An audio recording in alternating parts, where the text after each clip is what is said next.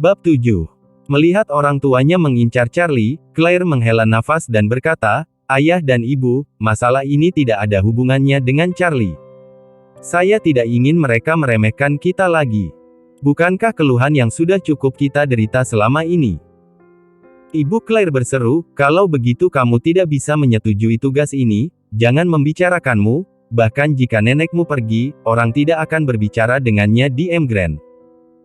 Charlie melihat pemandangan di depannya dengan senyum masam, ayah mertua dan ibu mertuanya yang sombong, bahkan jika dia membunuh, mereka tidak dapat mempercayainya. Dia adalah bos dari Emgrand Group, bukan? Saat ini, ada ketukan di pintu. "Saya datang." Ibu mertua Elaine menghela nafas dan membuka pintu.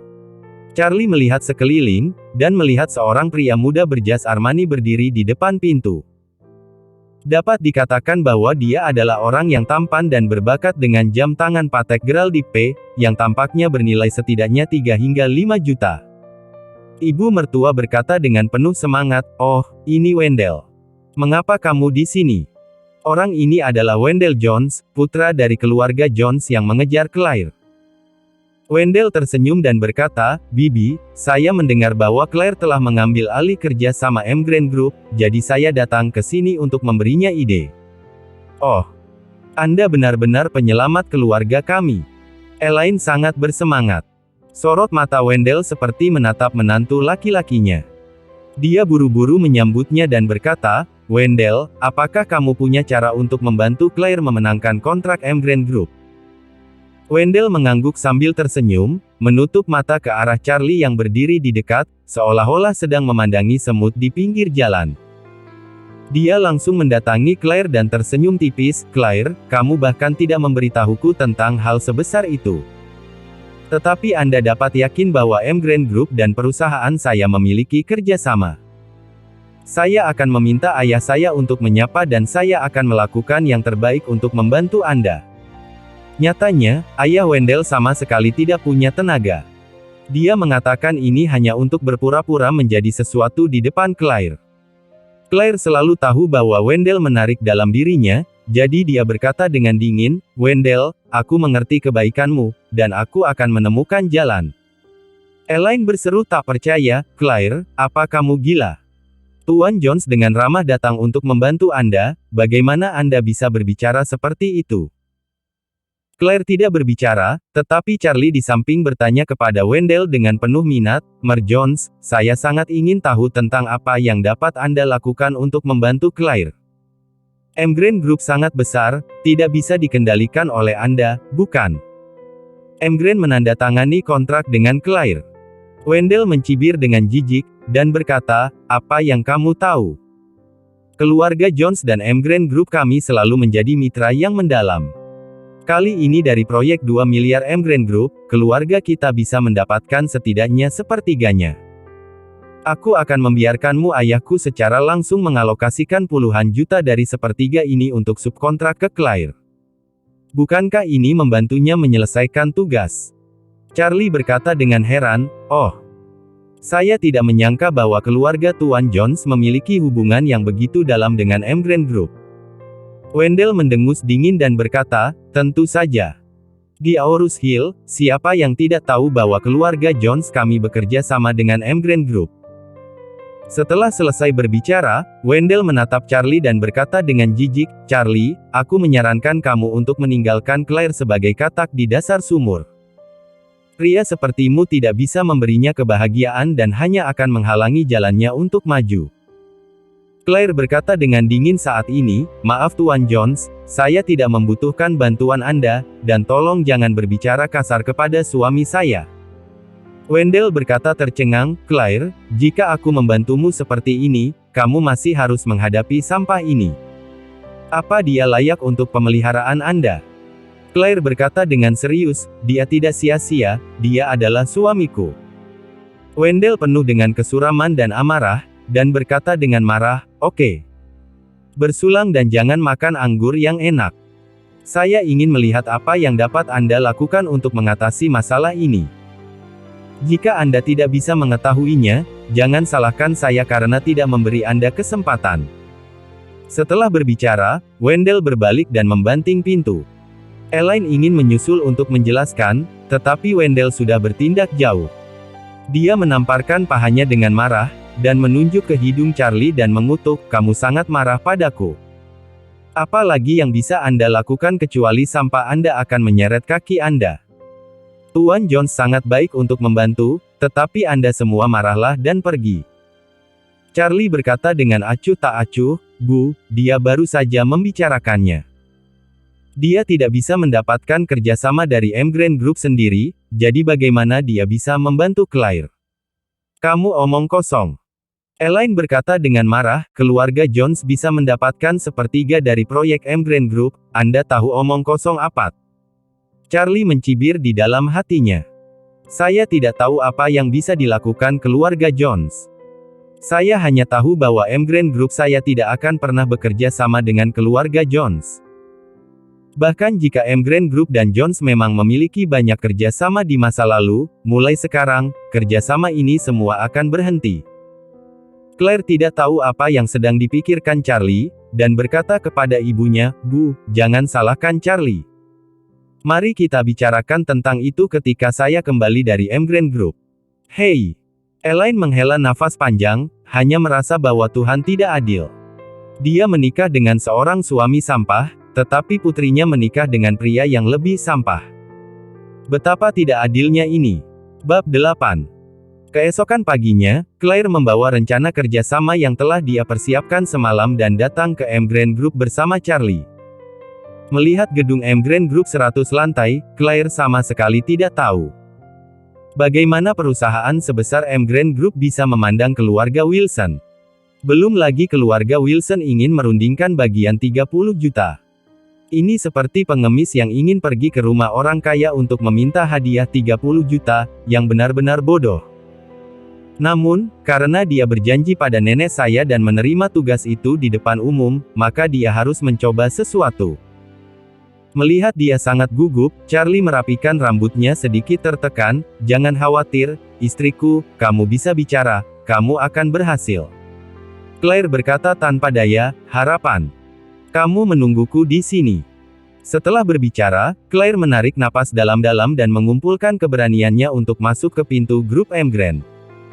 Charlie mengawasi di belakangnya, mengeluarkan ponselnya dan menelepon Doris. "Doris, istriku sudah pergi, kamu harus tahu bagaimana melakukan sisanya." Doris langsung berkata, "Tuan Wade, jangan khawatir, saya pasti akan memuaskan Nyonya Wade." Charlie bertanya lagi, "Ngomong-ngomong, ku dengar Emgreen Group memiliki kerjasama yang dalam dengan keluarga Jones." Doris berkata, "Kerjasama antara mereka dan Emgreen sangat dalam di masa lalu.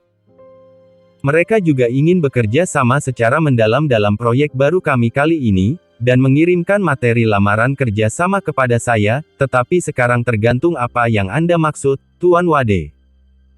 Charlie berkata dengan dingin, "Saya tidak ingin melihat keluarga Jones berpartisipasi dalam proyek baru ini, dan saya tidak akan bekerja sama dengan mereka di masa depan." Doris buru-buru berkata, "Jangan khawatir, saya akan melakukannya." Di sisi lain, Claire berjalan ke gedung kantor Emgreen Group dan menunggu janji di meja depan. Dia bahkan tidak tahu apakah Doris, wakil ketua Emgreen Group, ingin menemuinya. Setelah beberapa saat, seorang asisten wanita datang dengan postur yang anggun, "Anda Miss Claire, kan? Nona Doris sedang menunggu Anda di kantor, tolong ikuti saya." Claire mengangguk. Dia masih mengantri untuk membuat janji, jadi kenapa dia dipanggil secara tidak langsung? Mungkinkah Doris tahu dia akan datang? Tapi itu tidak masuk akal, bagaimana orang terkenal seperti Doris bisa mengenalnya? Meskipun dia tidak bisa mengetahuinya, Claire juga tahu bahwa kesempatan itu langka, dan buru-buru mengikuti pihak lain. Asisten wanita membawa Claire langsung ke kantor Doris. Melihat Claire, Doris segera bangkit dari kursi dan menyapanya dengan hormat, "Halo, Miss Wilson, saya Doris, wakil ketua Emgreen Group." Menghadapi wanita super Aurus Hill yang terkenal itu, Claire merasa sedikit gugup, dan berkata dengan hormat, "Halo, Tuan Doris, saya di sini kali ini untuk berbicara dengan Anda tentang proyek hotel." Meskipun secara keseluruhan kekuatan keluarga Wilson kami tidak kuat, tetapi kami benar-benar bekerja keras dalam bisnis dekorasi, dan kami memiliki reputasi yang baik. Saat dia berkata, dia dengan gugup menyerahkan sepotong informasi, berkata, Doris, ini adalah dokumen pengenalan dan kualifikasi yang relevan dari grup Wilson kita. Silakan periksa juga. Doris tersenyum, dan setelah menerima dokumen itu, dia melihat sekilas dan berkata langsung, Miss Wilson, saya membaca informasi Anda. Saya pikir keluarga Wilson dan Emgren bisa bekerja sama. Apa yang kamu katakan itu benar? Claire tidak bisa mempercayainya. Setuju begitu cepat. Bagaimana bisa begitu sederhana? Doris tersenyum dan berkata, tentu saja itu benar. Meskipun kondisi keluarga Wilson sendiri tidak memenuhi standar kerjasama Emgren Group, ketua kami sangat optimis tentang Nona Wilson dan bersedia bekerja sama dengan Anda. Ketua. Claire berseru dan bertanya, siapa ketua Anda? Doris tersenyum acuh tak acuh dan berkata, ketua kami adalah seseorang bernama Wade dari keluarga Wade di East Cliff. Menyeberang. Claire mengerutkan kening dan berkata, sepertinya aku tidak mengenal siapapun yang bernama Wade, kecuali suamiku.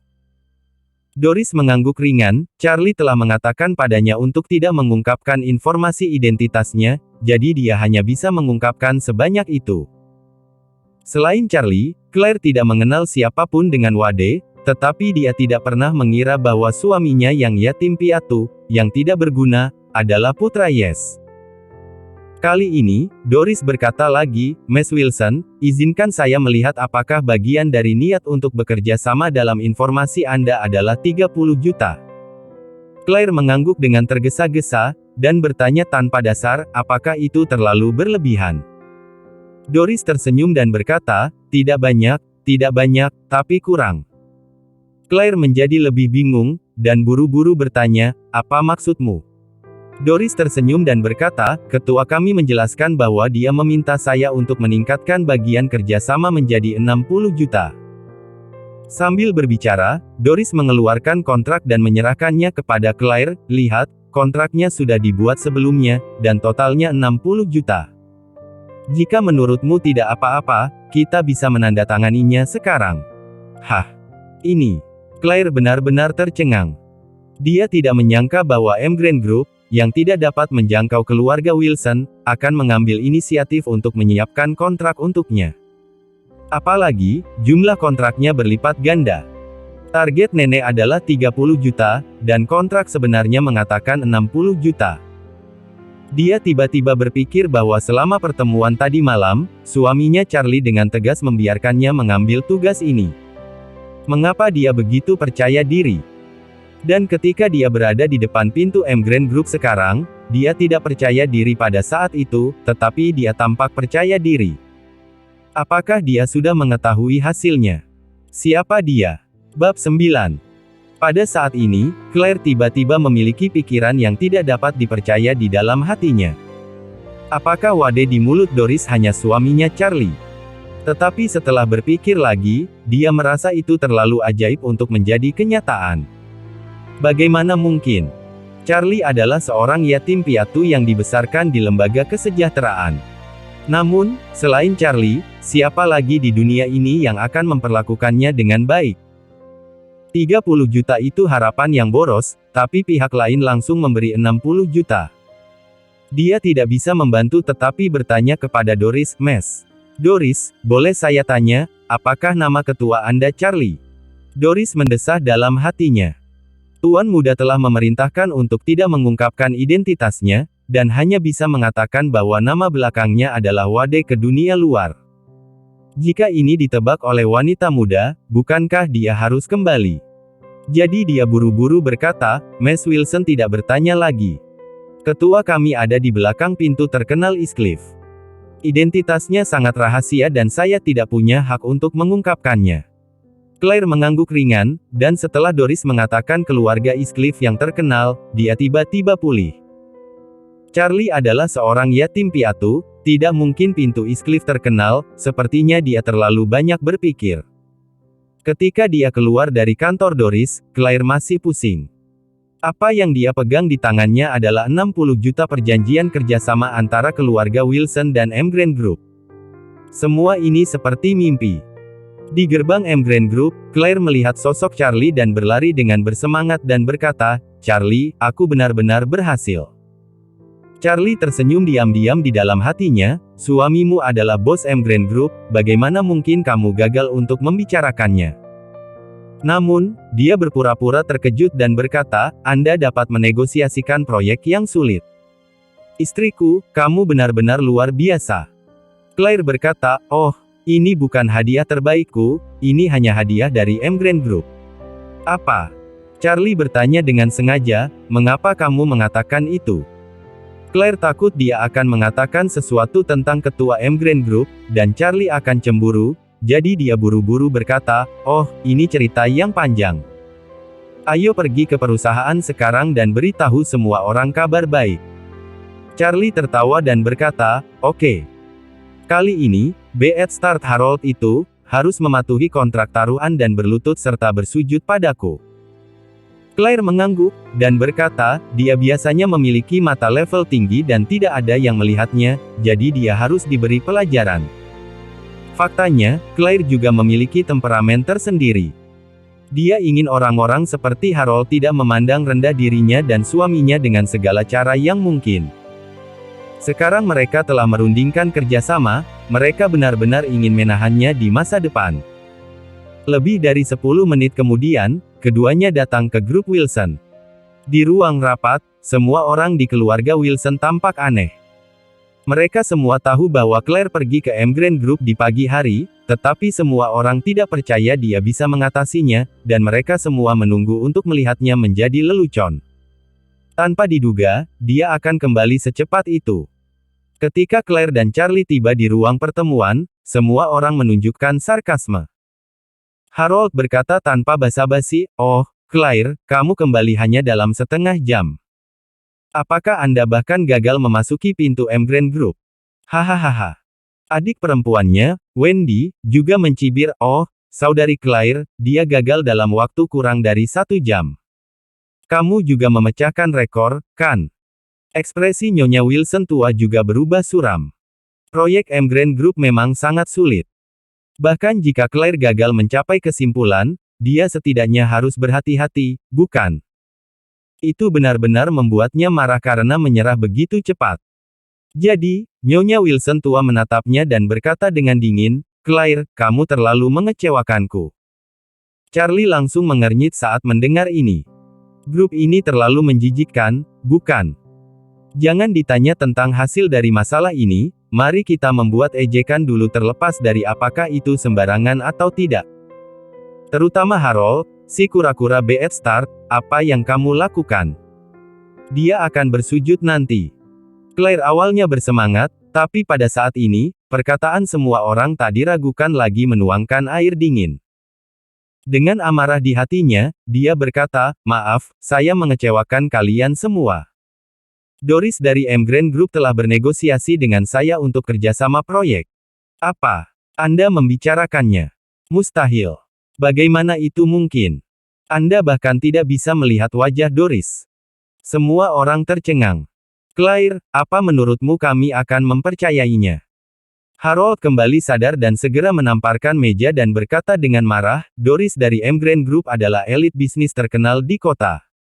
Bagaimana dia bisa bertemu denganmu? Identitas apa yang Anda miliki?" Menghadapi keraguan dan tuduhan semua orang, Claire langsung mengeluarkan kontrak dan menyerahkannya kepada Nyonya Wilson. "Ini adalah kontrak proyek Emgrain Group. Mohon dilihat."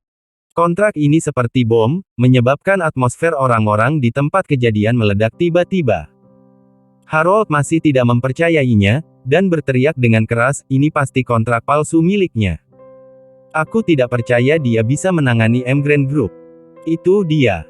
Wendy juga menambahkan bahan bakar dan kecemburuan ke samping, bagaimana dia bisa memenangkan kontrak Emgrain Group. Ini adalah proyek besar dengan 30 juta orang. Jika dia mampu melakukannya, saya akan menegosiasikannya.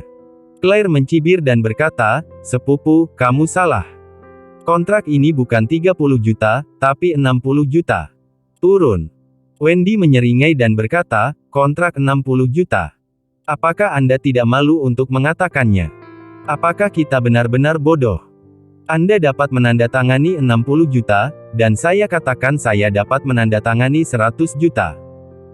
Harold juga berkata dengan wajah dingin, Claire, kamu bermain sebagai nenek dan kami sebagai monyet. Setelah dia selesai berbicara, dia berkata kepada Nyonya Wilson, Nenek. Awalnya ini adalah pengkhianatan besar. Anda tidak bisa mengampuni dia. Nyonya Wilson tua juga mengertakkan gigi dengan marah. Dia merasa bahwa 90% dari 30 juta itu tidak berharga. Setelah setengah jam, Claire berlari kembali dan memberitahunya bahwa dia menandatangani 60 juta. Bukankah ini memperlakukannya sebagai orang bodoh di depan banyak orang? Benar-benar menjadi kepala keluarga tanpa imbalan. Keturunan yang tidak bermoral seperti ini, jika dia tidak bisa pergi, bagaimana dia bisa berdiri dalam keluarga di masa depan? Nyonya Wilson tua sangat cemas, menamparkan meja, dan berteriak, Claire. Pergi ke departemen personalia untuk menjalani prosedur pengunduran diri segera. Ekspresi Claire tercengang. Apakah orang-orang ini gila? Dia membuka kontrak dan melihat, apakah mereka masih tidak percaya. Pada saat ini, seseorang tiba-tiba berteriak, F***. Pernyataan resmi M Grand Group dirilis. Kontrak 60 juta itu benar. Bab 10. Dengan raungan ini, semua orang terkejut. Setelah itu, semua orang buru-buru mengeluarkan ponsel mereka dan membuka akun resmi M Grand Group. Sangat. Akun layanan resmi M Grand Group merilis push.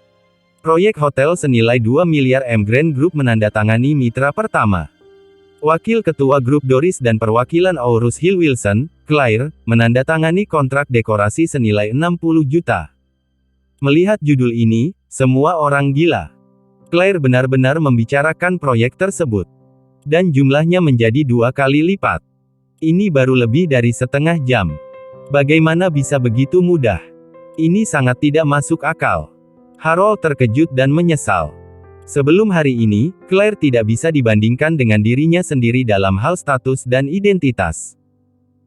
Jika dia menerima tugas ini kemarin, tidak peduli apakah dia telah menegosiasikannya atau tidak, dia tidak akan memberi Claire kesempatan untuk menunjukkan wajahnya. Akhirnya, dia menolak karena takut gagal. Tidak masalah jika dia menolaknya, kuncinya adalah Claire benar-benar berhasil. Ini hanya ditampar di wajah. Nyonya Wilson segera mengambil kontrak itu dengan penuh semangat, membacanya dengan cermat, dan tertawa gembira, oke. Baik. Baik. Baik. Claire, kamu benar-benar memberikan kontribusi yang besar. Setelah berbicara, dia bertanya, bagaimana Anda melakukannya? Claire berkata, terima kasih kepada Miss Doris, Deputi Doris, dia sangat optimis tentang keluarga Wilson kami. Sebenarnya, Claire ingin mengatakan yang sebenarnya, tapi setelah memikirkannya dengan hati-hati, dia tidak tahu siapa ketua M Grand Group itu, dan tidak ada yang mungkin mempercayainya, dia membuang ide itu. Setelah mendengar ini, Harold merasa lebih tidak nyaman dan ingin mati. Pantas saja Claire bisa memenangkan kontrak. Ternyata Doris dari M Grand Group sangat optimis dengan keluarga Wilson. Tidakkah ada yang pergi? Dia benar-benar melewatkan kesempatan besar. Saat ini, Charlie berbicara, Harold, apakah kamu ingat janji berjudi kita? Ekspresi Harold sama jeleknya dengan jika dia baru saja memakannya. Bagaimana mungkin dia tidak ingat taruhannya, dan jika dia kalah, dia harus menjatuhkan 3 kepala di depan umum. Claire mendapatkan kontrak dan menjelaskan bahwa dia kalah. Tidak mungkin. Bagaimana dia bisa bersujud pada sampah semacam ini? Tidak mungkin. Jadi dia segera mengertakkan gigi dan berkata, Charlie, apa kamu? Hanya sampah yang masuk ke rumah kita dan memakan sisa makanan setiap hari. Kau ingin aku berlutut dan bersujud padamu? Charlie berkata dengan tenang, aku memang sia-sia, tapi kita bersumpah kemarin, jika ada yang mundur, maut, kakek, matikan nenek. Charlie dengan sengaja mengucapkan 3 kata, kematian nenek, dengan sangat keras. Sangat. Ekspresi Nyonya Wilson segera menjadi sangat jelek. Dia menatap Harold, dan bertanya dengan suara dingin, apa? Apakah kamu ingin aku mati? Harold panik dan berseru, "Nenek, kamu tidak bisa dibodohi oleh Charlie. Dia ingin membuat wajah cucu Anda dan wajah Anda hilang." Charlie berkata dengan acuh tak acuh saat ini, "Harold, jangan membodohi nenek di sini. Jangan lupa bahwa kamu telah mengambil sumpah beracun. Jika kamu mundur, sumpahmu akan dikutuk oleh Tuhan. Apakah kamu ingin mengutuk nenek?" Harold merasa ngeri, dan berseru, "Nenek, kamu tidak bisa membuat lelucon." Nyonya Wilson tua berkata dengan wajah dingin, "Kamu tahu bahwa aku percaya pada Buddhisme selama hidupku dan bersumpah ke surga, beraninya kamu mengingkari janjimu." Nenek. Harold benar-benar panik, karena dia bisa melihat nenek itu sangat marah. Nyonya Wilson tua melihat bahwa Harold bahkan melanggar sumpah yang terkait dengan hidup dan mati demi prestise sendiri. Dia membanting meja dan berteriak dengan marah, "Apakah Anda bertekad untuk melanggar sumpah?" Nenek Harold membeku, dan segera membuat perhitungan di dalam hatinya. Jika dia mematuhi perjanjian perjudian dan bersujud kepada Charlie untuk mengakui kesalahannya, maka dia telah kehilangan muka. Tetapi jika dia tidak mematuhi perjanjian perjudian dan membuat marah neneknya, maka dia akan kehilangan semua yang dia miliki di keluarga Wilson. Memikirkan hal ini, meskipun hatinya 10,000 kali tidak rela, dia hanya bisa mengertakkan gigi dan berkata, "Oke. Saya bersedia melakukannya." Charlie menatapnya sambil tersenyum, dan tidak berkata apa-apa, hanya menunggunya berlutut dan bersujud. Harold merasa kakinya dipenuhi timah dan dengan susah payah pindah ke Charlie selangkah demi selangkah. Dia gemetar karena kebencian dan mengertakkan gigi, tapi kakinya melunak dan dia berlutut di tanah. Celepuk. Mereka yang hadir bahkan mengeluarkan ponsel mereka dengan tenang. Harold menunduk dan berkata dengan suara gemetar, "Aku salah." Setelah selesai berbicara, dia membungkuk dan menundukkan kepalanya. Charlie berkata, "Apa yang kamu katakan? Aku tidak mendengar dengan jelas, berbicara lebih keras." Harold menahan penghinaan dan bersujud lagi, "Saya salah." Charlie mencibir dan berkata, "Oh, ternyata kamu salah, di mana kesalahanmu?" Hati Harold karena membunuh Charlie ada di sana, tapi ada satu kepala terakhir yang tidak mengetuk. Jadi dia hanya mengertakkan gigi dan berkata, "Aku seharusnya tidak meragukan kemampuan Claire untuk salah." Setelah berbicara, dia bersujud lagi. Charlie merasa sangat nyaman. Dia tidak tahan dengan Harold untuk waktu yang lama, dan kali ini dia menggunakan kesempatan untuk membiarkan dia berlutut dan bersujud. Rasanya sangat keren. Claire melihat semua ini dengan heran, dan merasa bahwa suaminya tiba-tiba berbeda dari sebelumnya. Ketika spesifikasinya berbeda, dia tidak akan bisa memberitahu untuk sementara waktu. Tapi, mengingat kembali cara suaminya bertaruh dengan Harold kemarin, sepertinya dia sudah lama berharap dia akan menang. Mengapa dia memiliki kepercayaan diri yang kuat? Bab 11. Setelah Harold menjatuhkan 3 kepala, air mata penghinaan mengalir di matanya. Tapi dia tidak berani melakukan kesalahan saat ini. Karena dia tahu bahwa nenek pasti sangat tidak puas dengannya sekarang. Saat ini, dia tidak bisa mengatakan apapun untuk membuatnya marah lagi. Nyonya Wilson tua melihat bahwa Harold bersujud dan mengakui kesalahannya, dia merasa sedikit lebih santai. Dia tidak ingin cucunya bersujud kepada Charlie, tetapi intinya adalah bahwa sumpah beracun ini tentang hidupnya sendiri. Dia selalu percaya pada agama Buddha. Jika Harold tidak bersujud untuk mengakui kesalahannya, dia takut dia akan kesulitan tidur dan makan, karena takut akan balas dendam padanya. Jadi, dia melihat ke arah Harold dan berkata dengan ringan, "Harold, ketiga kepala ini adalah pelajaran kecil untukmu. Jangan bertaruh dengan orang lain begitu saja tentang hal-hal yang tidak Anda yakini. Bahkan jika Anda bertaruh, jangan menyakiti keluarga Anda." Harold berkata dengan wajah sedih, "Nenek, aku tahu, aku tidak akan berani lagi." Saat berbicara, matanya menatap Charlie, dengan kejam menunggunya, berpikir, "Kamu sampah, memaksaku untuk berlutut dan bersujud kepadamu dan kehilangan muka, aku akan membunuhmu cepat atau lambat." Segera, Nyonya Wilson membuka mulut dan berkata, "Senang sekali bisa memenangkan kontrak ini hari ini. Setiap orang harus cepat bersiap selama periode ini. Kita harus mengambil kesempatan ini untuk membangun hubungan yang baik dengan Emgrand Group. Charlie mengingatkannya di samping, Nenek, karena Claire berbicara tentang kerja sama proyek, haruskah posisi direktur perusahaan diberikan kepada Claire? Nyonya Wilson tua mengangkat alisnya, dan dia tidak bisa menahan diri untuk tidak berpikir sendiri. Dia mengatakan bahwa siapapun yang mendapat kontrak bisa menjadi sutradara. Namun, ketika dia berpikir bahwa Claire selalu tidak disukai oleh dirinya sendiri, dan suaminya yang sampah itu telah menjijikkan, jantungnya berdetak lagi dengan nada yang berbeda. Jika Claire ditahan dan dia tidak akan berada di bawah kendalinya di masa depan, apa yang harus dia lakukan? Saat ini, dia ingin mencabut janji sebelumnya. Lagi pula, ketika dia membuat janji, dia tidak mengucapkan sumpah beracun, bahkan jika dia mengambilnya kembali, dia akan merasa nyaman.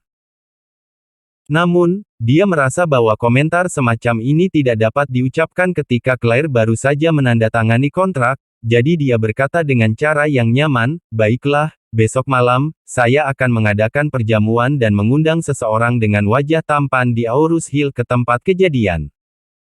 Kemudian, saya akan tatap muka mengumumkan kerjasama kita dengan Emgrand Group dan pengangkatan direktur baru." Setelah mendengar ini, Charlie merasa lega dengan kepuasan. Claire juga tersenyum lembut.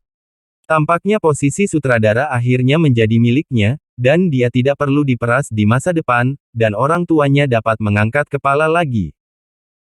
Nyonya Wilson tua memalingkan wajahnya, menatap Claire, dan berkata, "Claire, ada satu hal lagi, Nenek ingin kamu membantu." Claire buru-buru berkata, "Nenek, bisa tolong katakan." Nyonya Wilson berkata, "Saya ingin Anda menghubungi Ketua Emgrand dan mengundangnya ke perjamuan besok." Setelah jeda, Lady Wilson berkata dengan ekspresi penuh harapan, "Jika dia bisa datang ke jamuan makan kita, itu pasti akan menjadi hal yang baik dan brilian untuk keluarga Wilson kita, dan itu juga akan membuat kita terkenal." Claire berpikir sejenak, dan ragu-ragu, "Tapi terakhir kali saya pergi, saya hanya bertemu Doris, wakil ketua Emgrand, dan tidak pernah bertemu dengan ketuanya sendiri. Apalagi, kami baru saja mendapat proyek seseorang dan sedang mengadakan jamuan makan seperti itu. Apakah itu tidak terlihat terlalu disengaja? Terus, saya hanya ingin memberitahu seluruh orang Aurus Hill bahwa kita sekarang terikat dengan kapal besar Emgrand, dan di masa depan keluarga Wilson kita akan berkembang."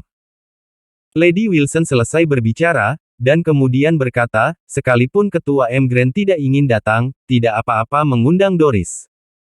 Dia adalah tokoh Emgrand Group No. 2, dan akan sangat menyenangkan bagi kami untuk memintanya datang." Pada titik ini, Nyonya Wilson sudah bersemangat. Ketika dia berpikir bahwa klan besar dan keluarga besar yang tidak memandang ke arah keluarga Wilson di masa lalu mungkin harus bergantung pada dengusan keluarga Wilson di masa depan, dia tidak bisa menahan semangat. Keluarga Wilson, di tangannya, akan menjadi lebih cemerlang. Claire berpikir sejenak sebelum menjawab dengan ragu-ragu, "Saya mengerti, saya akan mencoba." "Ini bukan percobaan. Harus diundang." Claire mengangguk ringan, dan kemudian dengan tenang bertanya pada Charlie, "Apa yang harus saya lakukan? Bagaimana jika ketua Emgrand tidak datang? Bagaimana jika Doris tidak mau datang?" Charlie tertawa dan berkata, "Cobalah, bukankah kamu memiliki ponsel Doris?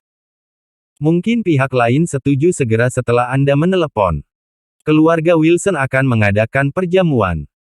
Selain menunjukkan kekuatan keluarga Wilson, Claire juga akan diumumkan saat jamuan makan.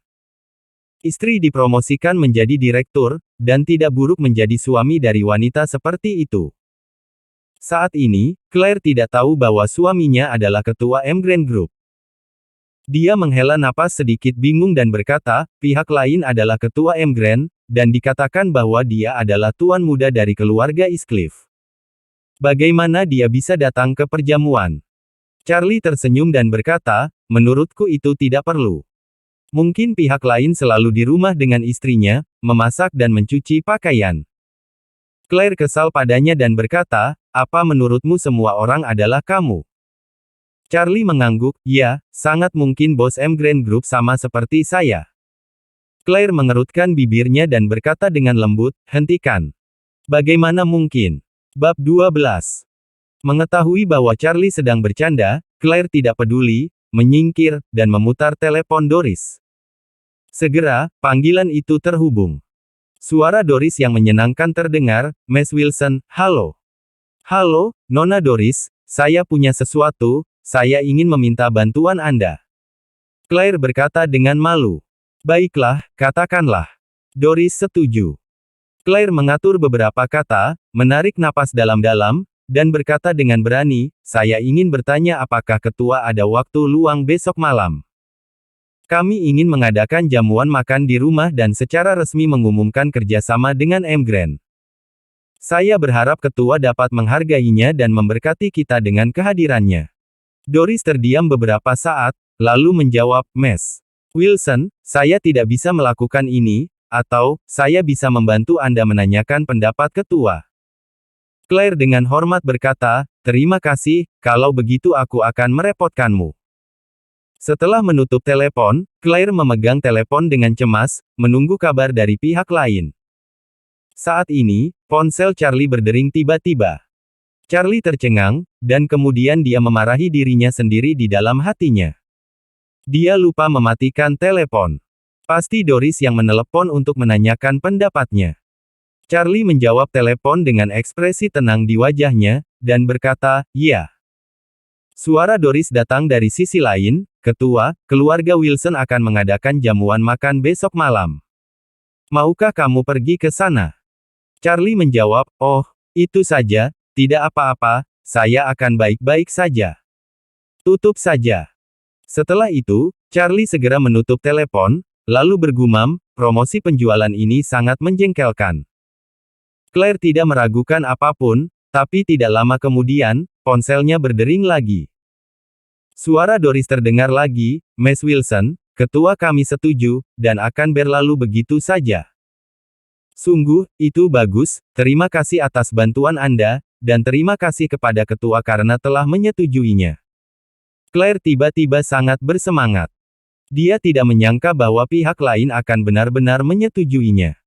Claire buru-buru berkata kepada Nyonya Wilson, Nenek. Ketua M. Grant Group sudah setuju. Betulkah? Nyonya Wilson tiba-tiba bersemangat. Setelah itu, dia segera berkata kepada keluarga Wilson yang hadir, pergi dan persiapkan untukku. Pesan hotel terbaik, pesan makanan dan minuman terbaik, dan bersiaplah untuk menyambut ketua M. Grant. Selain itu, beri tahu semua perusahaan besar di kota dan undang mereka ke jamuan makan kita. Beri tahu mereka bahwa ketua M. Grant akan menghargai kehadiran mereka.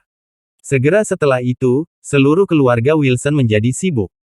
Semua orang sangat bersemangat, terus-menerus menghubungi berbagai mitra dan tokoh kelas atas Aurus Hill City.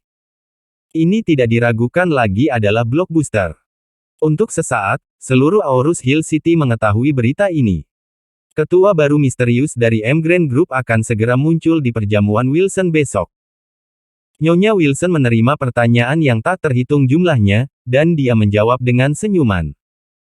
Dia sangat bahagia hari ini, karena begitu perjamuan selesai besok, keluarga Wilson pasti akan menjadi keluarga terpanas di Aurus Hill. Memikirkan hal ini, dia tersenyum penuh semangat dan berkata, "Oke, datang ke sini hari ini dan mulai bersiap untuk perjamuan besok, rapat sudah selesai." Di akhir pertemuan, Nyonya Wilson kembali ke kantornya. Harold memutar matanya dan mengikuti dari dekat. "Nenek, apa kau benar-benar akan memberikan Claire posisi direktur?" Ketika dia berjalan ke tempat di mana tidak ada siapa-siapa, Harold tidak bisa membantu tetapi berbicara langsung.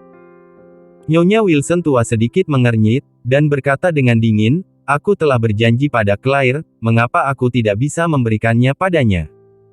Harold masih bersikeras, "Nenek, jangan biarkan dia menjadi sutradara." Lady Wilson bertanya balik, "Mengapa? Dia memenangkan kontrak sebesar itu. Dia adalah pahlawan perusahaan dan berhak untuk itu." Harold buru-buru berkata, "Claire bisa memenangkan kontrak M. Grant karena Wendell dari keluarga Jones mendukungnya. Saya mendengar bahwa Wendell pergi ke rumahnya kemarin. M. Grant Group menandatangani kontrak dengan kami hari ini. Kebetulan sekali. Soalnya, 80%-nya karena dia tidur dengan Wendell. Nyonya Wilson tua tampak cemberut dan berkata, "Apa yang Anda katakan itu benar?" Harold berkata dengan masuk akal, "Tentu saja itu benar. Wendell memang pergi menemui Claire tadi malam. Anda bisa mengetahuinya setelah memeriksa." Setelah itu, Harold berkata lagi kepada Nyonya Wilson, "Nenek, dia wanita yang sudah menikah pada awalnya. Jika masalah antara dia dan Wendell tersebar, beritahu orang-orang bahwa keluarga Wilson kami mendapatkan kontrak Emgrand Group dengan cara ini." "Di mana Anda meletakkan wajah keluarga Wilson? Di mana Anda meletakkan wajah Anda?" Nyonya Wilson tua mengerutkan kening, dia sudah percaya sebagian besar dalam hatinya. Wendell menyukai Claire, dia tahu itu. Di hari ulang tahunnya, Wendell juga memberikan jimat giok senilai 3 atau 4 juta. Ini juga menjelaskan mengapa Claire bisa mendapatkan kontrak 60 juta. Saat ini, Harold berkata, "Jika Anda membiarkan wanita yang tidak tahu malu menjadi sutradara, maka reputasi kami akan menjadi lebih buruk. Saat ini, kami harus memilih orang lain untuk menjadi sutradara, dan kemudian kami juga akan memberikan kredibilitas pada proyek tersebut. Pergilah ke orang lain, dan yang terbaik adalah memilih seorang pria, ini dapat menghindari gosip sejauh mungkin." Nyonya Wilson tua mengangguk lembut. Dia mempercayai kata-kata Harold 80%. Melihatnya seperti ini, dia benar-benar harus memilih sutradara lain untuk menghilangkan rumor. Jika semua orang tahu bahwa Claire dan Wendell mendapatkan kontrak sebelum mereka mendapatkan kontrak, dia dapat menjelaskan kepada pihak luar bahwa dia mendapatkan proyek dengan direktur baru, dan dia jelas tidak bergantung pada Claire untuk menjual daging. Apalagi Lady Wilson memiliki hati yang egois. Dia benar-benar tidak menyukai Claire. Selain itu, dia selalu menyukai anak laki-laki daripada perempuan, dan tidak ingin melihat status dan kekuatan Claire dalam keluarga Wilson tumbuh. Dia harus ditahan untuk memastikan bahwa aset keluarga Wilson tidak akan bocor ke pihak luar. Ketika dia memikirkan ini, dia sudah mengambil keputusan. Jadi, dia memandang Harold dan berkata dengan dingin, "Harold, di masa depan, kamu harus mendengarkan saya. Anda dapat melakukan apa yang saya minta Anda lakukan. Anda tidak pernah bisa melakukan apa yang saya tidak biarkan Anda lakukan. Memahami?" Harold segera berkata dengan setia, "Nenek, jangan khawatir. Apa yang Anda katakan di masa depan akan menjadi apa yang akan dilakukan Harold. Saya akan bertarung dimanapun Anda merujuk." "Ya." Nyonya Wilson mengangguk puas, dan berkata, "Pada jamuan makan besok, saya akan memberitahu semua orang bahwa Anda adalah direktur baru dan bertanggung jawab penuh atas kerjasama dengan Emgrand Group, tetapi Anda harus ingat bahwa Anda harus patuh. Aku bisa mengangkatmu, dan aku bisa menginjakmu."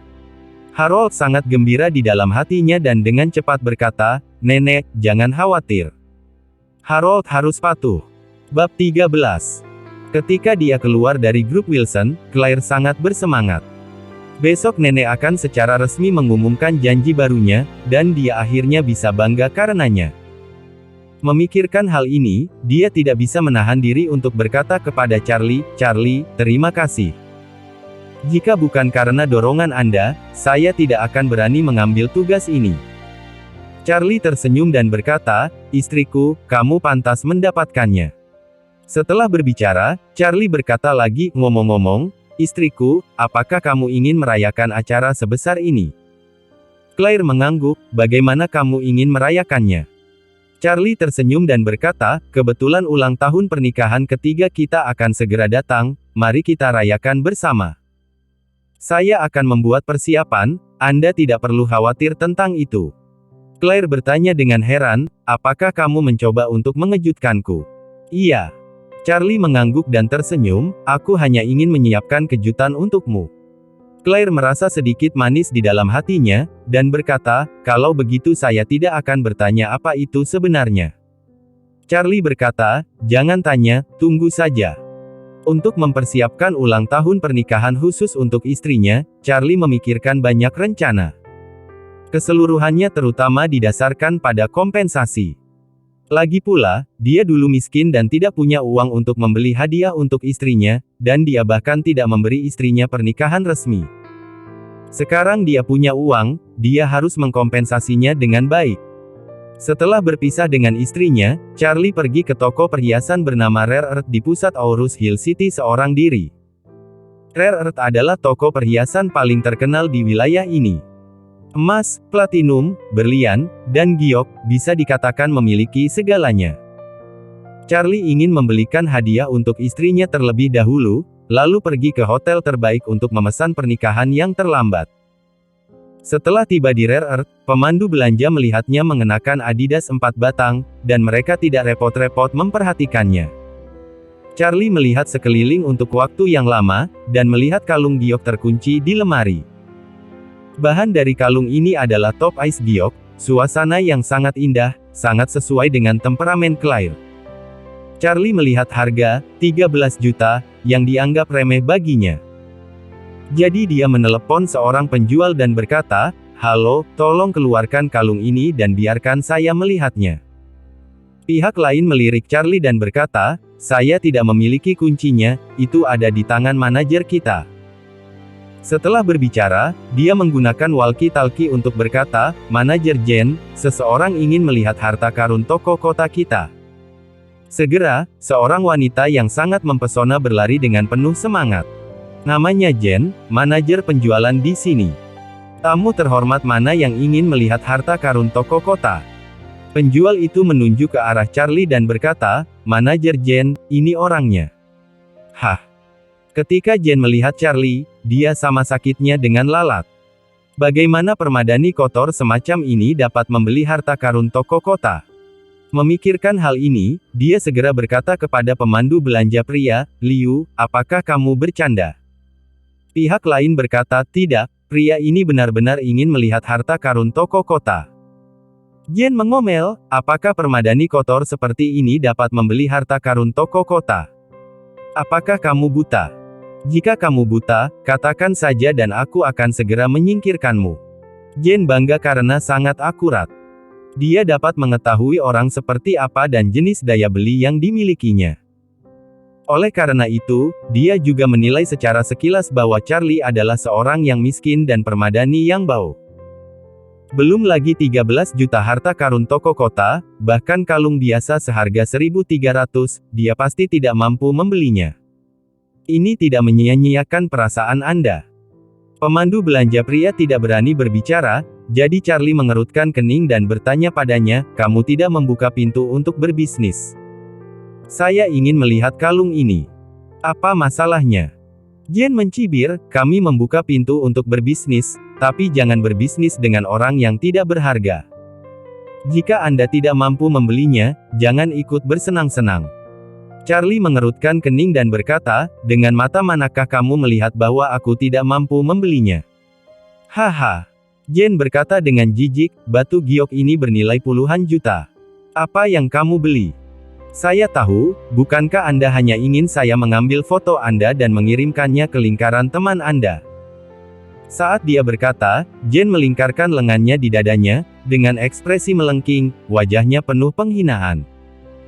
Mendengar bahwa giok ini bernilai puluhan juta, banyak orang di sekitar menunjuk dan berkata dengan jijik, "Orang seperti ini benar-benar tidak tahu malu.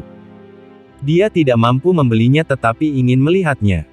Apa yang harus dilihat ketika Anda tidak bisa membelinya bahkan dalam mimpi? Itu saja, tanpa melihat identitasnya, hanya satu gaun itu, bagaimana mungkin itu layak untuk sebuah batu giok super? Sudah kubilang, terlalu banyak dari mereka yang main-main sekarang."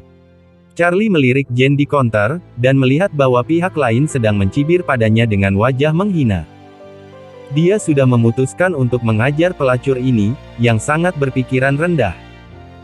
Jadi Charlie mengeluarkan ponselnya dan memutar nomor Stephen Thompson. "Datanglah ke Rare Earth, beri aku uang 13 juta. Saya ingin melihatnya dalam 10 menit. "Tidak masalah, Guru, saya akan datang ke sini." Jen meringkuk mulutnya dan tersenyum, "Saya masih kecanduan akting. Anda memiliki 13 juta uang tunai. Saya belum pernah melihat uang sebanyak itu dalam hidup saya. Saya harap Anda bisa membuka mata saya." Anda tidak tahu, lebih dari jutaan uang tunai, Anda perlu membuat janji dengan bank terlebih dahulu. Hahaha, kamu sangat lucu. Charlie mengangguk dan berkata, karena kamu belum melihat begitu banyak uang, kamu akan segera melihatnya. Orang-orang di sekitar semuanya membicarakannya. Menjadi miskin bukanlah masalah, masalahnya bukan pada membengkak wajah Anda untuk membuat orang gemuk. Haha, pria ini pada pandangan pertama tidak terlihat seperti orang kaya. Dia masih berbicara tentang 13 juta, dan bisa memberikan 300,000. Aku memanggilnya ayahku. Aku hanya ingin melihat seperti apa uang 13 juta itu. Mendengarkan semua orang yang berdiri di sisinya, Jen tidak bisa menahan senyum. Dia tidak bisa melihat uang tunai setelah beberapa saat, mari kita lihat bagaimana hantu malang itu berakhir. Beberapa menit kemudian, di pintu masuk Rare Earth, beberapa Rolls-Royce tiba-tiba berhenti. Lalu, dari dua gerbong depan, 8 pengawal berjas hitam turun. Mereka memegang koper kulit hitam di tangan mereka, otot mereka kencang, wajah mereka serius, dan mereka semua dingin dan kejam, dan bahkan suasana di sekitar mereka sedikit serius. Adegan ini segera mengejutkan seluruh Rare Earth. Dari mana pria besar ini berasal, ada kemegahan seperti itu. Bab 14. Melihat pertunjukan sebesar itu, Jane juga kaget, berpikir bahwa sebenarnya bukan orang yang dipanggil oleh hantu malang itu. Tapi setelah dipikir lagi, bagaimana mungkin? Mustahil bagi hantu malang untuk mengetahui karakter yang begitu kuat. Stephen Thompson turun dari Rolls-Royce ketiga dan berjalan ke Rare Earth. Jane dengan cepat bangun untuk menyambutnya. Tetapi Stephen Thompson bahkan tidak melihatnya, dan langsung pergi ke arah Charlie. Guru, saya di sini dan saya telah membawa uangnya. Stephen Thompson berkata sambil melambaikan tangannya, dan pengawal di belakang berjalan ke Rare Earth, dan langsung meletakkan kotak berisi uang di tanah dan membukanya. Semuanya padat dengan uang tunai. Orang-orang di sekitar sangat ketakutan sehingga mereka terengah-engah. Sialan. Permadani kotor bau ini, oh tidak. Apa yang dikatakan orang ini sebenarnya benar. Sial, pria besar macam apa dia? Banyak orang mengeluarkan ponsel mereka untuk merekam video satu demi satu. Mereka tidak ingin melewatkan pemandangan yang begitu mengejutkan. Namun, pengawal Stephen Thompson segera membereskan mereka semua, dan mereka hanya bisa memotret Charlie di belakang kepalanya. Charlie menunjuk ke uang tunai di lantai dan bertanya pada Jane, sudah melihat begitu banyak uang? Sudahkah kamu melihatnya sekarang? Jane ketakutan dan mengangguk, saya melihatnya. Charlie berkata kepada Stephen Thompson, saya ingin melihat manajer toko ini. Stephen Thompson mengangguk, mengeluarkan ponselnya, dan mencari beberapa saat untuk menelepon. Begitu telepon tersambung, dia langsung mengumpat ke telepon, anak nakal, saya Stephen Thompson. Saya berada di Rare Earth sekarang. Beri kamu 1 menit dan segera keluar dari sini. Kalau tidak, aku akan membuat orang membakar Rare Earth ini. Kalau begitu biarkan seseorang mematahkan kaki anjingmu. Wajah Jane menjadi pucat, dan ekspresi di mata Stephen Thompson penuh ketakutan. Apakah orang ini benar-benar kuat? Bos sendiri, tapi Aurus Hill memiliki pria besar dengan wajah, dan dia bisa makan enak di jalan, siapa yang tidak bisa memberinya wajah? Bagaimana seseorang berani berbicara dengannya seperti ini? Semenit kemudian, seorang pria gemuk parubaya merangkak keluar dari kantor di belakangnya. Begitu dia melihat Stephen Thompson, dia bergegas ke depan dan berkata, Mer Thompson, Anda datang ke toko saya.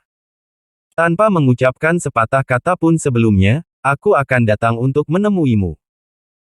Stephen Thompson langsung menamparkan wajahnya dan dengan marah berkata, Anda memiliki rak yang besar, dan juru tulis Anda berani mengabaikan tuan muda kita. Apakah kamu lelah hidup? Stephen Thompson tahu bahwa tuan muda telah banyak dianiaya selama 10 tahun terakhir. Saat ini, melihat petugas juga membuatnya kesal. Pria gemuk parubaya menerima tamparan di wajahnya, dan dia sedikit dianiaya pada awalnya, tetapi ketika dia mendengar ini, dia terkejut dan kehilangan akal. Tuan muda Stephen Thompson. Sial, Stephen Thompson sudah ada seperti naga sungguhan, bukankah tuan mudanya seperti dewa digantung?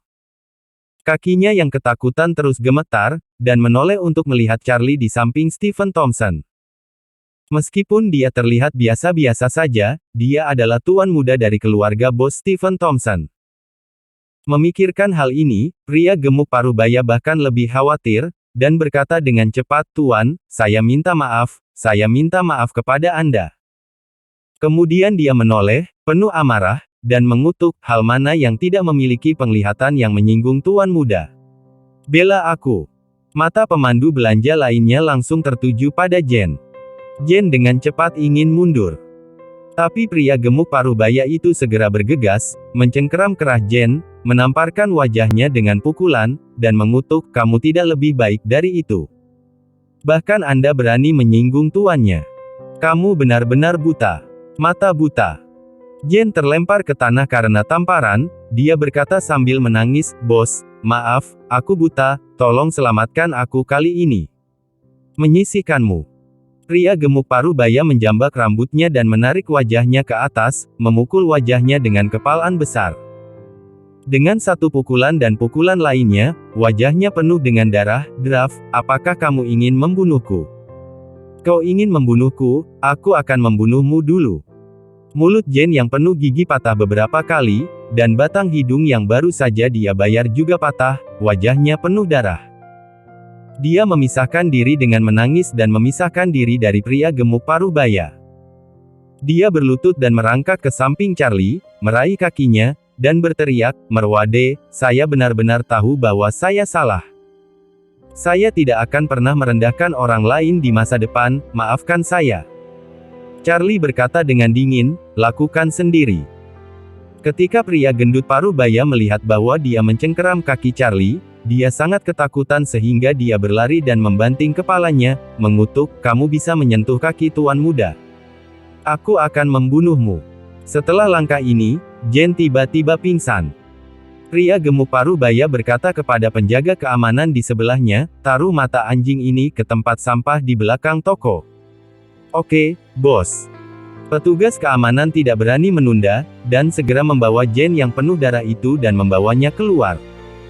Charlie berkata kepada pria gemuk parubaya tanpa ekspresi, "Istri saya suka giok itu, tolong bungkus untuk saya." Pria gemuk parubaya itu mengangguk dengan cepat dan berkata, "Oke, aku akan membungkusnya untukmu." Charlie mengeluarkan kartu premium dan berkata, "Geser kartu ini." Setelah berbicara, dia berkata kepada Stephen Thompson, "Anda dapat mengambil cashback."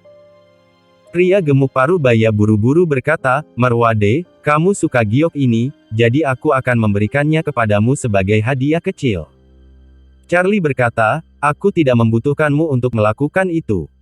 Pria gemuk parubaya berkata dengan nada suka sama suka, "Tuan Wade, perlakukan itu sebagai hati kecil, terimalah." Stephen Thompson berkata kepada Charlie, "Merwade, karena dia bermaksud mengirimmu sebagai permohonan, terimalah, kalau tidak dia bahkan tidak akan bisa tidur di malam hari." Charlie ragu-ragu sejenak, lalu mengangguk lembut, "Oke, kalau begitu aku berterima kasih." Melihat Charlie menerima kalung giok itu, pria gemuk itu menghela napas lega. Jika Charlie tidak menerima kalung ini, dia sangat takut Stephen Thompson tidak akan melepaskannya. Dengan kekuatannya, mengaitkan jari-jarinya juga bisa membuatnya musnah. Pada saat ini, Stephen Thompson bertanya pada Charlie, "Wade, apa kamu ingin aku mengirimmu pergi?" "Tidak." Charlie melambaikan tangannya dan berkata, "Di mana pintu belakang? Aku akan pergi sendiri." Para penonton benar-benar membuka mata mereka hari ini. Beberapa Rolls-Royce membawa uang tunai 13 juta hanya untuk membeli sepotong batu giok. Alhasil, bos Rare Earth bahkan tidak berani mengumpulkan uang. Apa asal-usul pemuda yang sangat rendah hati itu? Banyak orang mengunggah video ini ke internet, dan menjadi populer secara online. Netizen menyebut orang misterius ini sebagai generasi kedua yang super kaya, presiden yang sombong, orang kaya setingkat dewa, dan bahkan memulai aktivitas pencarian orang kaya setingkat dewa, dan banyak orang berpartisipasi secara aktif. Namun untungnya, saat orang-orang ini mengambil video tersebut, pria dan orang-orangnya itu dikeluarkan dari toko dengan dikerumuni oleh pengawal, sehingga identitas dalam video mereka sangat kabur dan tidak bisa dijadikan acuan untuk menemukan seseorang. Bab 15. Setelah meninggalkan Rare Earth, Charlie tidak langsung pulang. Dia ingin memberi istrinya kejutan lengkap pada hari ulang tahun pernikahan. Kejutan ini bukan hanya sekedar kalung giok, ia juga ingin merias pernikahan romantis untuk istrinya. Atas permintaan Master Wilson, Charlie dan Claire segera mendapatkan akta nikah, dan pernikahan itu tidak pernah diadakan tepat waktu. Tuan tua sendiri ingin memilih hari yang baik dan mengadakan pernikahan besar, tetapi segera setelah keduanya mendapat sertifikat, dia sakit parah dan dirawat di rumah sakit, sehingga pernikahan itu ditunda. Belakangan, tuan tua pergi, dan Charlie tidak dikagumi oleh siapapun di keluarga Wilson, jadi pernikahan itu semakin mustahil. Namun, sekarang dia punya uang, dia harus membayar istrinya untuk pernikahan. Ketika dia berpikir untuk mengadakan pernikahan, hal pertama yang dia pikirkan adalah Taman Gantung Shangri-La. Shangri-La Hotel saat ini merupakan hotel terbaik di Aurus Hill. Hotel ini menempati area yang luas, dekorasinya sangat mewah, dan ada pusat perbelanjaan besar dan kelas atas di dalamnya. Taman gantung berada di lantai tertinggi di dalam mall. Alasan mengapa disebut taman gantung karena dibangun dengan kaca kristal, dan dipadukan dengan bunga segar kelas atas yang dikirim melalui udara dari luar negeri, terlihat seperti taman langit yang menggantung di udara.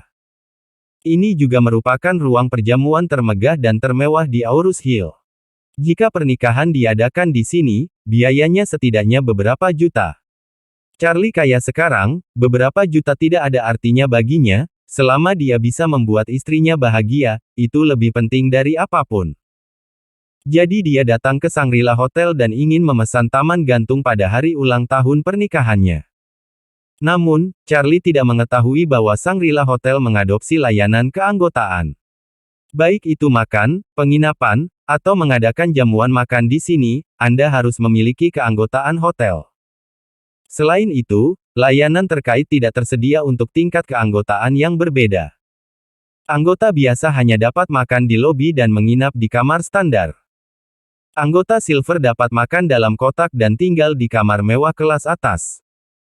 Anggota gold dapat makan di kotak mewah dan tinggal di suite mewah. Anggota platinum dapat makan di taman gantung dan tinggal di suite mewah teratas. Dan yang tertinggi adalah member Intan. Hanya anggota berlian yang memenuhi syarat untuk tinggal di kamar presidensial, dan hanya anggota berlian yang memenuhi syarat untuk memiliki seluruh taman gantung untuk jamuan makan. Selain itu, member di atas level emas tidak dapat diproses dengan uang, dan harus memiliki status sosial yang memadai. Charlie datang ke Shangri-La Hotel, tetapi sebelum memasuki pintu, dia dihentikan oleh beberapa pria berbaju hitam. Maaf Pak, tolong tunjukkan kartu keanggotaan Anda. Pakaian Charlie di sekujur tubuhnya tidak berharga 200, yang sangat mempesona jika dibandingkan dengan tamu yang berpakaian cerah dan mewah. Charlie buru-buru berkata, saya ingin mencari pengelola akun Anda dan membicarakan tentang reservasi. Pihak lain berkata dengan dingin, maaf, Anda tidak dapat masuk tanpa kartu keanggotaan. Charlie berkata, lalu bisakah saya mengajukan permohonan kartu keanggotaan sekarang? Pihak lain menggelengkan kepalanya dan berkata, maaf, kartu keanggotaan harus diproses melalui pengenal. Charlie mengerutkan kening, mengatakan bahwa Shangri-La terlalu merepotkan, bukan? Ketika dia tidak tahu harus berbuat apa, dia tiba-tiba teringat bahwa ketika dia diatur oleh Pak Wilson untuk masuk Universitas Aurus Hill untuk belajar bersama istrinya sebagai senior, ada seorang teman kuliah bernama Sabrina Lee yang sepertinya sedang bekerja. Maka dia segera mengeluarkan ponselnya dan menelepon Sabrina. Setelah menjelaskan situasi yang ingin dia ajukan untuk kartu tersebut, Sabrina langsung berkata, pengawas kelas Wade, masalah ini diserahkan kepada saya akan datang ke sana. Charlie buru-buru berterima kasih padanya. Tampaknya meski mereka baru setahun bersekolah di universitas dengan Sabrina, masih ada beberapa persahabatan di antara mereka, dan dia harus membalas budi Sabrina di masa depan. Oh, monitor kelas, Wade. Beberapa menit kemudian, tiba-tiba seruan seorang wanita datang dari dalam pintu hotel.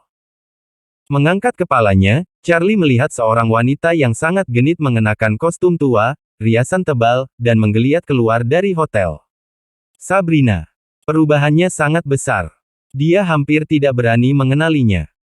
Melihat gadis glamor, dua penjaga keamanan berpakaian hitam di pintu buru-buru membungkuk dan memanggil dengan hormat, "Manajer." Sabrina. Charlie berkata dengan heran, "Sabrina, saya tidak melihat Anda selama beberapa tahun, Anda sekarang adalah pemimpin tim di Shangri-La, sungguh luar biasa." Sabrina tersenyum dan berkata, "Pengawas kelas, kamu sopan, saya sebenarnya hanya seorang ketua tim dari Departemen Personalia, dan saya hanya dapat dianggap sebagai karyawan kecil dan menengah di Shangri-La." Charlie berseru dari lubuk hatinya, "Itu sudah sangat kuat. Saya mendengar bahwa manajemen Shangri-La sangat menuntut. Kamu benar-benar luar biasa."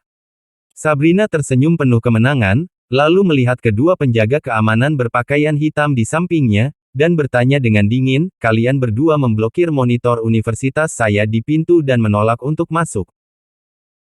Keduanya saling memandang, dan salah satu dari mereka buru-buru berkata, "Maaf, pemimpin Sabrina, kami tidak tahu ini teman sekelasmu di universitas, dan dia tidak memiliki kartu keanggotaan, kami juga mematuhi peraturan hotel." Sabrina mendengus dingin, "Aturannya sudah mati dan orang-orang masih hidup. Apakah kamu tidak mengerti kebenaran ini?" Charlie mengira Sabrina akan menghukum mereka karena ini, dan buru-buru berkata, "Sabrina, jangan mempersulit mereka, mereka juga bertindak sesuai aturan." Melihat Charlie, Sabrina tiba-tiba tertawa. Pada saat yang sama, dia mengubah wajahnya dan dengan sinis berkata, "Pengawas kelas Wade, kamu menganggap dirimu terlalu serius, kamu benar-benar berpikir aku akan melakukannya untukmu, dan akan sulit bagi bawahanku." Charlie mengerutkan kening, "Sabrina, apa maksudmu?" "Apa yang saya maksud?" Sabrina mengerutkan bibirnya dan tersenyum, "Apakah itu tidak cukup jelas? Sama seperti Anda ingin masuk ke Shangri-La. Sudah kubilang, jangan pernah memikirkannya dalam hidup ini." Charlie mengepalkan tinjunya dan bertanya, "Apa maksudmu? Aku menggodamu?" Sabrina tersenyum dan menggigil, dan berkata, "Saat aku masih kuliah, aku tidak meremehkanmu. Saya hanya tahu permadani yang bau, bahkan roti kantin tanpa daging. Masih bekerja sebagai ketua kelas. Apakah Anda masih memperhatikan prestasi akademis saya? Saya mengoceh. Jangan lihat kebajikanmu." Charlie berkata dengan ekspresi muram, "Sabrina, saya pikir saya tidak pernah memprovokasi Anda, mengapa Anda mengejek saya?" Bab 16. Sabrina memeluk pundaknya dan berkata dengan bangga, "Aku hanya meremehkanmu, kenapa? Anda tidak diizinkan untuk membicarakannya. Teman sekelas universitas yang tidak tahu bahwa Anda pergi untuk menjadi menantu yang tinggal setelah lulus. Ketika Anda di sekolah, Anda tidak mampu makan, dan ketika Anda lulus Anda makan sisa, Anda masih memiliki wajah untuk meminta bantuan saya." Sedikit amarah melonjak di hati Charlie. Orang tidak menyinggung perasaannya, dia tidak menyinggung perasaan orang, Sabrina benar-benar terlalu banyak kali ini.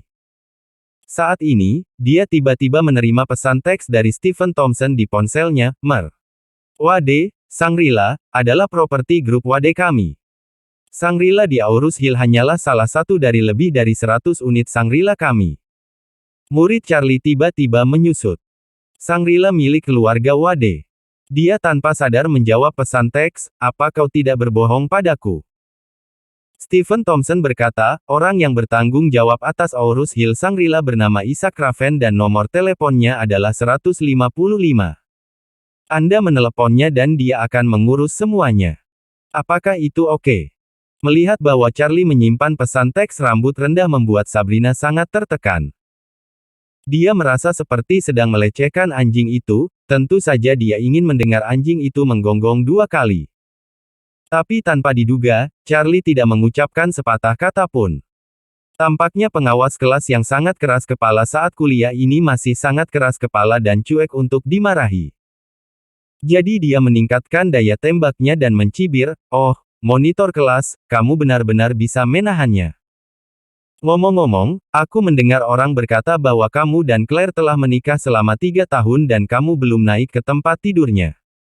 Mungkinkah Claire adalah simpanan orang lain? Bukankah Anda hanya berpura-pura menjadi junior orang lain? Baik. Hahaha. Charlie mengerutkan kening. Ini semua tentang menghina saya, tetapi juga menghina istri saya. Sabrina, Anda mencari kematian sendiri. Jadi, dia memutar nomor telepon Isaac Raven, orang yang bertanggung jawab atas Shangri-La, memandang Sabrina, dan berkata dengan acuh tak acuh, saya ingin bertanya kepada orang yang bertanggung jawab, bagaimana Shangri-La merekrut karyawan. Bahkan seseorang dengan mulut penuh kotoran, apakah mereka masih bisa direkrut? Berani memarahiku. Apakah kamu lelah hidup?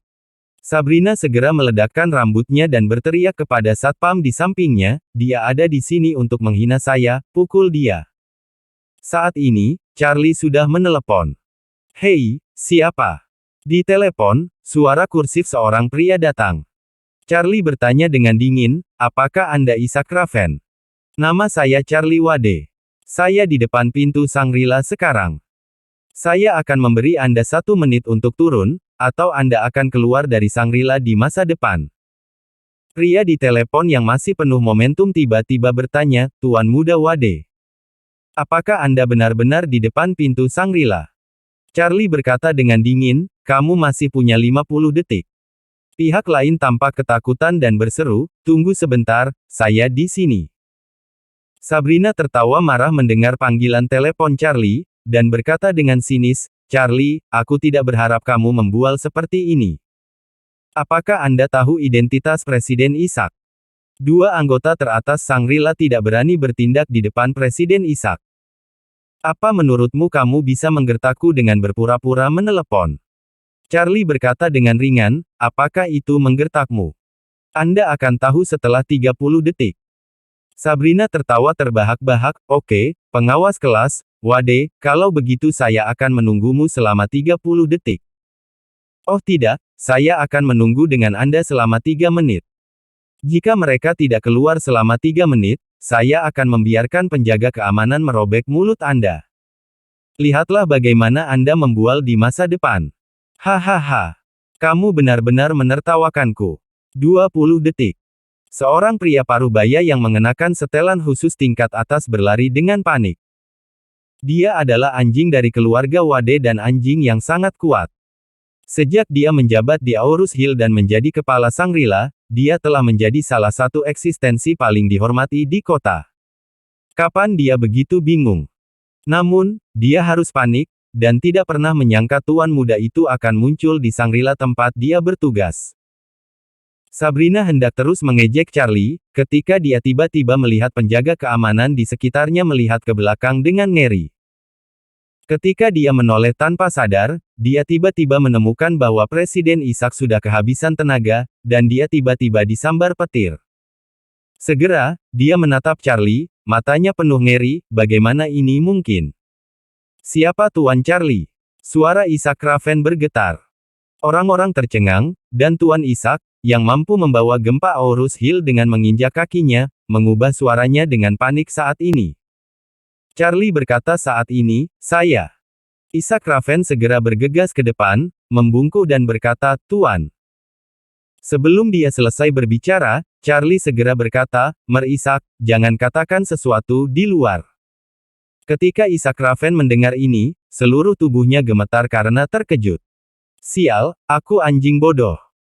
Identitas Tuan Muda pasti sangat dirahasiakan, dan dia hampir memanggil. Jika Tuan Muda menyalahkan dia untuk itu, bukankah dia akan selesai? Jadi dia buru-buru mengganti namanya, tapi tetap dengan hormat berkata, Mer. Charlie, selamat datang di Shangri-La. Silakan pindah ke kantor saya untuk berbicara. Sabrina sudah ketakutan, dia tidak bisa menerima kenyataan ini, tapi itu benar-benar terjadi di depan matanya.